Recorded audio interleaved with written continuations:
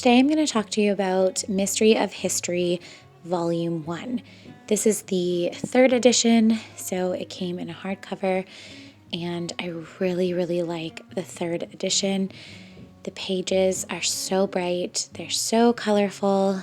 My kids love looking at the maps, the artwork that they show throughout the lessons.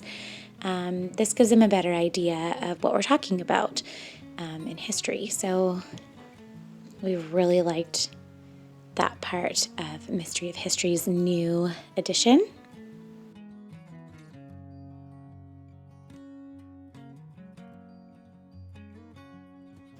Just give you a really quick flip through. It's divided into weeks and then different quarters, depending on how you want to break up your history for the year. I really loved how they added the letters to the students. She has a letter to the young students, middle school students, and then a letter to high school students, which was really sweet. This is just showing how to use Mystery of History, how to organize it. You can pause the video so you can read it. So each quarter, there'll be a few pages just describing what's going to come up to get you excited about what is to come in the lessons. So another pro about Mystery History, which we really love, is how short the lessons are. They aren't too long, and they're written in a very simple and clear conversational style writing. It always comes with a little Bible verse to reference. So I love how clear each lesson is because my kids can understand it. It's not overwhelming. They don't use too big of words. So you can purchase the companion guide printed, or you can get it so that you can print it yourself. I decided to print it myself because I knew I wouldn't be using all of the textbook. So I only print out a little bit at a time. One of the things I love to print out is their book recommendations. They have amazing book recommendations. They have them for younger kids and then older kids. And I go through my weeks and I highlight the ones that I want to get out from the library or purchase. So that is another pro for me. I love their book lists. We've been really happy with their book lists so far.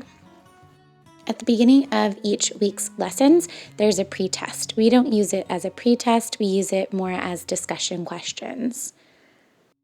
They do have a student notebook that you can divide up into different regions.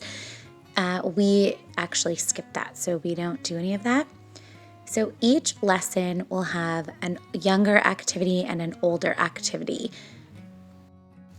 I got the question about how old is this for, and this is why we're able to do it in a family learning style, because there is younger activities and older activities for every age group. So this is something we really love about Mystery of History. Another thing that we like to do is at the end of each week's section, they will give you cards that are connected to your timeline.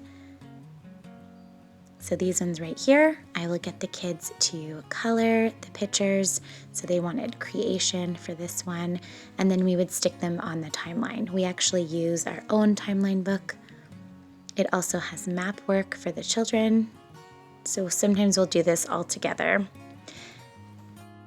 The What Did You Miss exercises are really fun because it gives you an idea of what your child absorbed and what they didn't absorb as you were going through the lessons that week. Another thing that we really love about Mystery of History is how it comes from a biblical perspective. I also love that there's so many ways to use Mystery of History. The activities and ideas are more of a springboard for you to kind of make it your own, or you can follow strictly. But we love it and we're going to be using it again.